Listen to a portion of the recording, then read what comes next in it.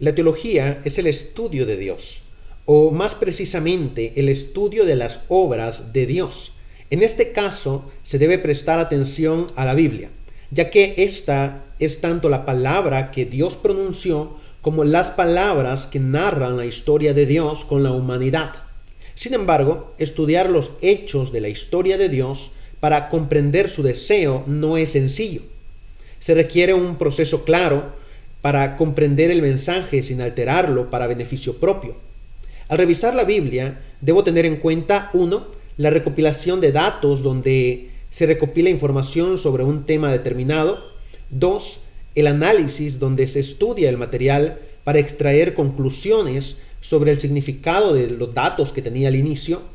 Y 3, la síntesis, donde la investigación se integra y se aplica al mundo del investigador.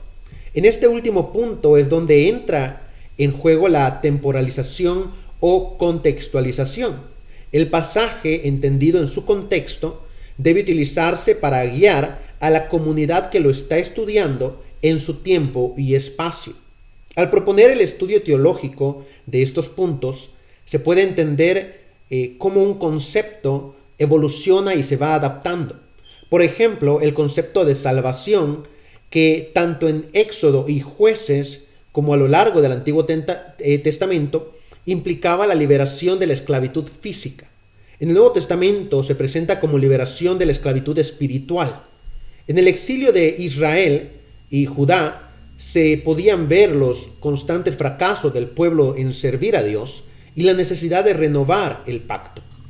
Cuando la investigación teológica se desarrolla sin omitir pasos, se puede obtener una perspectiva más precisa de la perspectiva teológica existente en las Escrituras. Se puede percibir la naturaleza de Dios, una naturaleza que se revela a través de las Escrituras, pero también a través de su creación. Se puede comprender el carácter de Dios, que se manifiesta con acciones en la historia de la humanidad y al mismo tiempo desarrolla la historia de la salvación.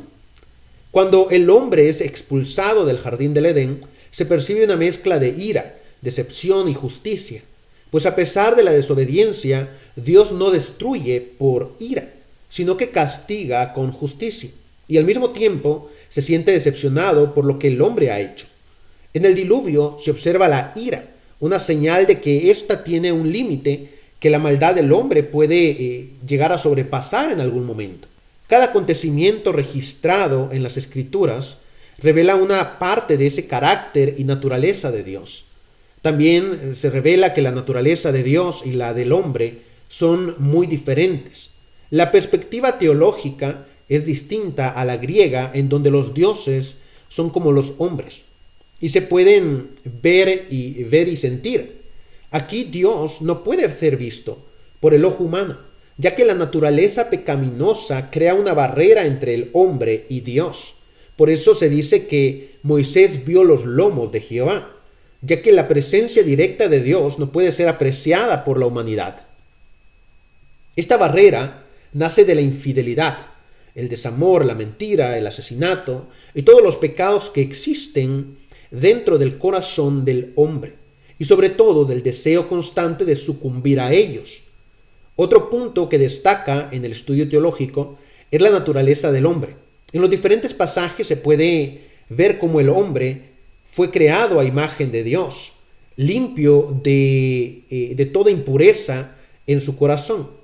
Pero al desobedecer, éste comenzó a llenarse de malos deseos y la naturaleza pecaminosa se apoderó del ser humano.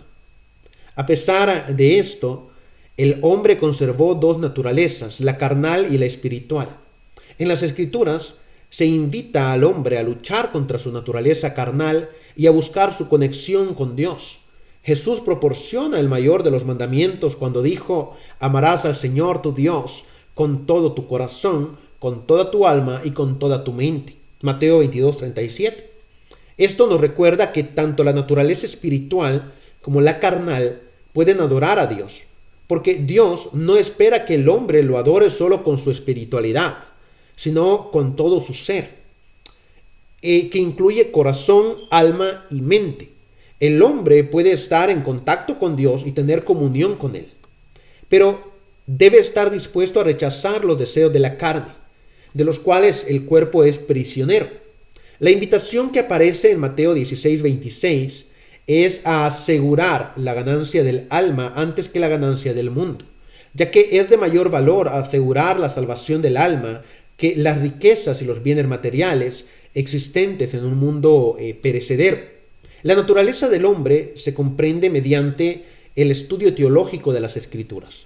El estudio teológico de las Escrituras también nos permite comprender la idea del reino de Dios y el papel de la iglesia en ese reino. Guía al hombre a comprender el plan de salvación y cómo asegurar esa salvación para ser parte del reino. Y al mismo tiempo tener la esperanza de la vida eterna. En la parábola del trigo y la cizaña se implica la diferencia entre el reino y la iglesia. El reino de Dios es toda la tierra donde Dios hace cumplir su palabra, pero dentro de ese reino hay un grupo de elegidos que permanecen fieles hasta el fin. Y estos forman la iglesia, los llamados a salir del mundo. Están dispuestos a no ser la hierba plantada por Satanás, sino el trigo de Dios.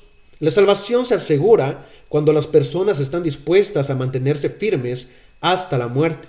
En Apocalipsis capítulo 2, versículo 10 y otros pasajes, la necesidad de una fidelidad constante e incesante se declara con palabras como: sé fiel hasta la muerte y yo te daré la corona de vida. Si no hay fidelidad, podemos ser parte del reino de Dios. Pero en el día de la cosecha podemos ser encontrados como la cizaña, sin fruto y listos para quemar. Las Escrituras guían al hombre a comprender la importancia de mantenerse constante en la lucha por la salvación, sabiendo que cualquier deseo de este mundo lo puede hacer retroceder, como dice 2 de Pedro 2:22. Es como el perro que vuelve a su vómito. La salvación es segura cuando se muere en fidelidad a Dios por la fe en Cristo. Pero para poder entender cada uno de los aspectos de la naturaleza de Dios y de la naturaleza del hombre en relación con su Creador, es necesario estudiar la Biblia bajo un método de estudio teológico en el cual podamos comprender las Escrituras y poderlas traer a nuestra época y contextualizar el mensaje para las necesidades de nuestros días, las cuales no siempre cambian, no siempre varían en comparación con las del primer siglo, pero que sí suelen tener discrepancias que muchas veces sí son grandes. Es necesario tener un estudio teológico profundo de nuestras Escrituras.